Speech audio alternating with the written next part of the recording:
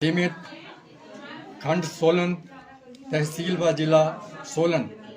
के एक आम निवेशक की तरफ से आज यहाँ एयर ऑफिस में आया हूँ। मैं यहाँ कोई मौज के लिए नहीं आया हूँ। जी जी। मैं उन 2134 निवेशकों के साथ आया हूँ जिनके खून पसीने की गाढ़ी कमाई को पूर्व में रहे जो चेयरमैन एवं उनके जो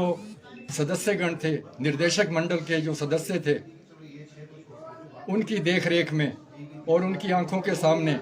जो ये 18 करोड़ रुपए के जो लोन हैं वो चेयरमैन एवं उनके जो सगे संबंधी है 5 या 6 लोग उनमें बांट दिया गया। और इससे 2134 निवेशक जो इस संस्था के साथ जुड़े हैं। और उसके साथ साथ ये भी कहूँगा कि साथ लगती देल की, पट्टा बरौरी एवं और अन्य जगहों के 5 या 6 संस्थाएं, सहकारी संस्थाएं ऐसी हैं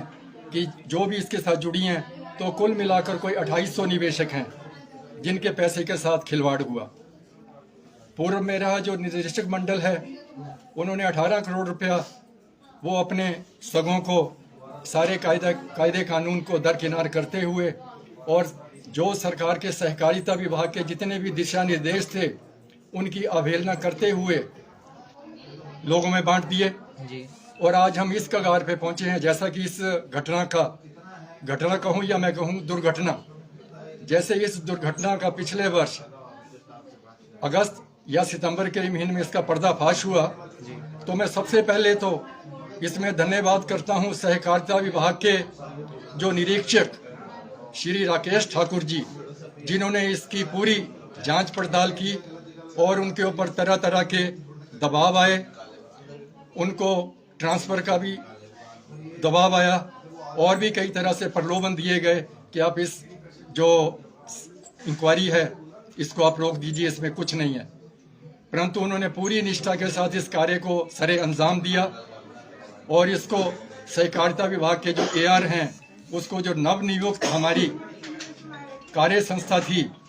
श्री संदीप गुप्ता और उनके जो साथ 4 निर्देशक,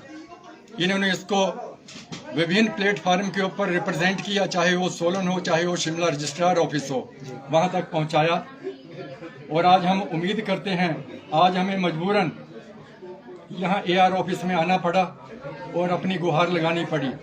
और बहुत लोग आना चाहते थे परंतु हमने उनको मना किया। परंतु मैं ये कहूँगा कि इस संस्था को हमने 1997 में जीवित किया था। मैं उस संस्था का एक संस्थापक सदस्य हूँ, निवेशक भी हूँ और मेरे परिवार के 5 सदस्य भी इसके निवेशक हैं। जब इस संस्था का सालाना, जिसको कहते हैं इजलास,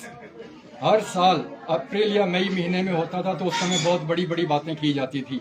कि हमारी जो संस्था है वो सोलन जिला, क्या कहें, हिमाचल प्रदेश की एक अनूठी संस्था है। इसके पास करोड़ों का पैसा है, कोई इसमें डिफॉल्टर नहीं है।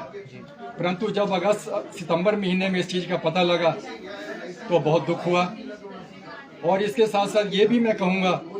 कि पूर्व में रहे जो निर्देशक मंडल है, उन्होंने अपने जितने भी निवेशक थे, अपने चाहने वाले चहेते, उनको रात भर इस संस्था को खोलकर सरकार के दिशा निर्देश की धज्जियां उड़ाते हुए उनके पैसे वापस कर दिए। परंतु हमारे जैसे जो लघु निवेशक थे उनको आज मजबूरन हमें आज एआर ऑफिस में आना पड़ा और गुहार लगानी पड़ी श्रीमान गिरीश नड्डा जी से, जो कि सहायक पंजीयक हैं, कि कृपया अब इन डिफॉल्टर्स को ज़्यादा समय ना दिया जाए और कानून के दायरे में जल्द से जल्द जो भी कार्रवाई बनती है उस कार्रवाई को सरे अंजाम तक पहुंचाया जाए, जल्द से जल्द वापस हों। क्योंकि मैं बार बार कह रहा हूं कि इस समय लोकसभा के इलेक्शन भी हमारे सर के ऊपर हैं। ये जो हमारी संस्था है सुबाथु NACT, इसका जो कार्य क्षेत्र है ये सोलन जिले में है और हमारे सोलन जिले में 5 निर्वाचन क्षेत्र आते हैं जो कि शिमला संसदीय क्षेत्र में एक अहम भूमिका निभाते हैं। तो हमारे जो 2134 प्लस 600 और संस्थाओं के जो साथ लगती संस्थाओं के जो हमारे निवेशक हैं, उन्होंने ये मन बनाया है कि अगर हमारे खून पसीने की गाढ़ी कमाई 1 जून 2024 जिस दिन की हमारे हिमाचल में हमारे संसदीय क्षेत्र की मैं कहूँगा कि जिस दिन हम वोट डालेंगे, तो मैं सबसे अनुरोध करूंगा कि बिना किसी भेदभाव के वो ज़्यादा से ज़्यादा संख्या में अपने परिवारजनों को भी लाएं, अपने इष्ट मित्रों को भी लाएं और ज़्यादा से ज़्यादा संख्या में अपने जो है मतलब जो अपना वोट देने का अधिकार है उसका प्रयोग करें। और अगर आपकी ये जो मांगे हैं पूरी नहीं होती तो आप स्वतंत्र हैं कि आपने उनको वोट देना है या फिर नोटा का इस्तेमाल करना है। परंतु हम नोटा का इस्तेमाल करने के बिल्कुल पक्ष में नहीं है, हम अपना वोट देंगे। हम फिर एक बार गुहार लगाते हैं अपनी जो हमारी यहाँ हिमाचल की जो राजनीतिक दल है, चाहे कांग्रेस है चाहे वो आम आदमी पार्टी कहूँगा। आम आदमी पार्टी इसलिए कहूँगा कि सारे उसमें कट्टर ईमानदार हैं और जो हमारी ये संस्था में शायद ही कहूँगा उसमें भी हमारे जो निदेशक मंडल है वो भी कट्टर ईमानदार थे। सुरेश जी, आपको रोकना चाहूँगा, आपने जो है कब से जो है इसमें निवेश करना शुरू किया है और लगभग कितने पैसों का जो है आपने निवेश किया है इसमें? मैं आपसे बार बार कह चुका हूं कि मैं इसका एक संस्थापक सदस्य हूं। जब इसको पुनर्जीवित किया गया था वर्ष 1997 में, तो मैं श्री सुशील गर्ग जो कि पूर्व में चेयरमैन रहे हैं, मैं उनके साथ कंधे से कंधा मिलाकर हमने इस संस्था को जीवित किया और इसके साथ रहे। परंतु कुछ वर्षों के बाद हमने देखा कि उन्होंने अपनी कार्यशैली में एकदम चेंज कर दिया और वो ये जस्ट वन मैन शो, जैसा कि हमारे जो समिति के जो हमारे प्रबंधक हैं और सचिव भी हैं संस्था के, मैनेजर साहब, उन्होंने भी अपने वक्तव्य में कहा है कि सारे कार्य जो हैं वो अपने एक आदमी चलाता था।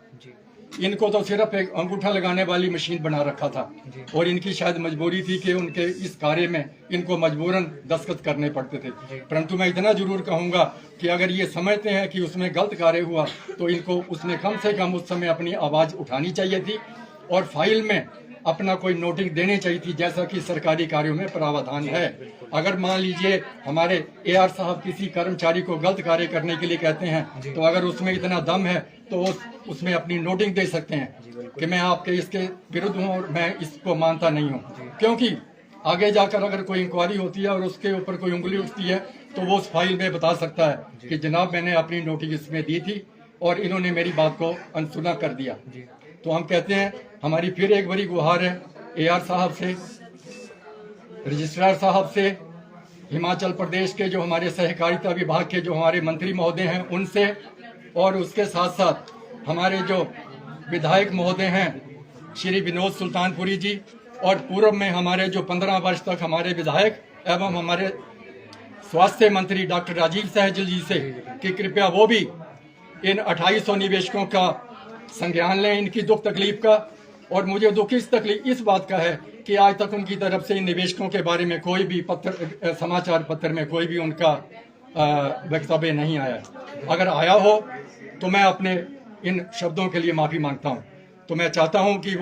मैं ये भी जानता हूं कि वो हमें पैसे नहीं दिलवा सकते, परंतु उनका फर्ज बनता है तो इस समय निवेशकों के साथ आकर खड़े हों। जी, धन्यवाद सर।